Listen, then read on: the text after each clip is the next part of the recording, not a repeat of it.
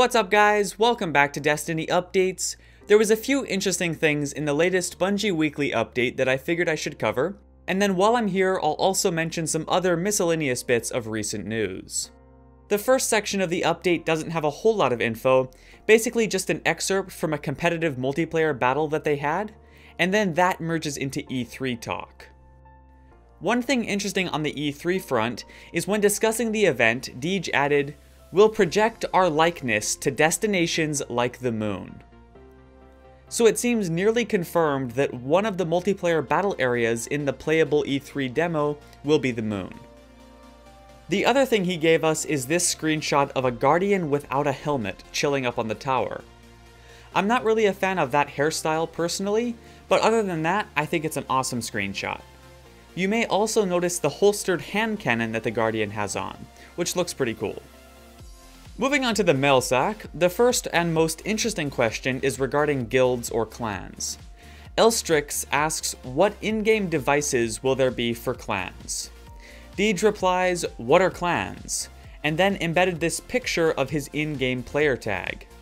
As you can see, below Deej's name, it says TTL Gunslinger. TTL being Tide the Leader, the old clan he's known from. So this further cements that some form of clan or guild support is in the game. A bit after that, a question from EXP Bounty Hunter, who asks who from the community will be helping out at the E3 booth. Deej replies that they will reveal themselves soon, and adds that there are 6 of them. Now if you didn't already know, a number of community members, we now know that number to be 6, will be attending E3 and assisting with Bungie's booth. For the YouTubers in there, my good buddy Dado Does Destiny is one of them, as well as More Console, who I'm sure most of you know. I'm not sure who the others are as I haven't kept up with it, but I'll probably make mention of them as covered sources in my pre-E3 video. Now if you're wondering, I myself won't be attending. I did not receive an invite and couldn't afford to pay for the trip myself and get my own passes, nor do I really have the equipment to do it properly. I'm still covering the event though, and arguably will do a better job of it than I could if I was on the show floor. It's just that I won't get my own footage of stuff. Moving on though, Ninpire asks, at E3 can we see an in-game area other than Old Russia? Deej replies, yes. I've seen an early cut of the media. Even not in their final form, these explosive tours of our solar system have stirred my inner fanboy. So I myself am very excited to see what we're going to find at E3.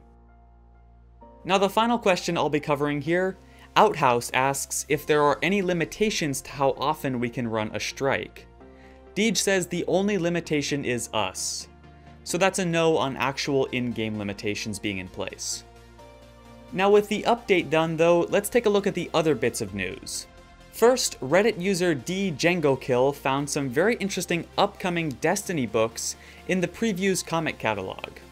This image here shows a glimpse of all 3.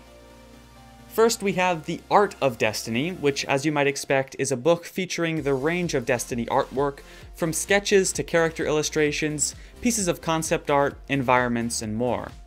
According to this, it will be hardcover, 9 by 12 inches and 160 pages. It will also cost $45 US. Then there's the Destiny poster collection. This book contains 40 removable posters depicting striking landscapes, legendary guardians, and imagery of key scenes. This one will cost $25. And finally, The Making of Destiny. This book will present the full behind-the-scenes story of the creation of the franchise. It will feature concept art, storyboards, and other design illustrations, as well as exclusive interviews with key artists and devs. It will be a 156-page hardcover book. It's 10 by 11 inches and will cost $45. Now while the information here seems quite solid, please keep in mind that it has yet to be announced by Bungie or Activision, and I certainly wouldn't fully trust the price and dimension figures shown here. Also, the images shown are of course placeholder. If this is accurate though, would you be inclined to buy any of these? I wouldn't mind having all of them myself, but I'd probably be most inclined to grab the art book and maybe the making of. Really, it depends on what I can afford at the time. But let me know in the comments if you'd likely buy any or not. Moving on to the final bits of news, this is quite old, but I didn't cover it at the time since most news sites already did, and I didn't think it warranted its own dedicated video.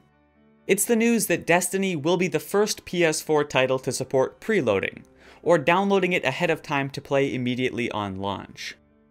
If you pre-order the title on the PS Store, you can begin downloading it on September 4th, and then play it immediately at midnight Pacific Standard Time on September 9th. Now the listings I've seen all specifically state PST, or Pacific Standard Time. I suppose it is possible that this could change, but as of now that does indicate that if you live in a different time zone, the game will still unlock based on Pacific time. For example, this means if you're in Eastern time like me, it won't be available to play until 3 AM instead of midnight, so 3 hours later there. And if you're in the UK or other parts of Europe, it'll be far longer. So just something to keep in mind, as it may negate the entire purpose of preloading for some people, which is being able to immediately play the game on launch. I'll certainly keep you guys updated though if we get any more info or clarity on this. Another thing to mention is that the PS Store page lists Destiny as outputting 1080p video, but so does the Watch Dogs listing, and that isn't accurate in that case. So really, I wouldn't trust it at all. Technically, any game can be upscaled to 1080p, but that doesn't really mean anything.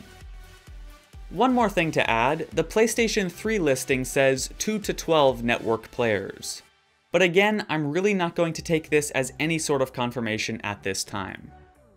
Before I go, there is this high-res screenshot finally showing the exotic hand cannon Thorn in-game. This was from the weekly update before, but there's not really much else worth covering in that one, so I just wanted to quickly show this awesome screenshot.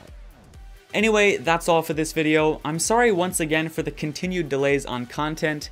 I will have a channel update style video coming sometime soon where I explain it a bit better, so stay tuned for that. But thank you guys so much for watching as always. I hope you enjoyed, and I'll see you in the next update.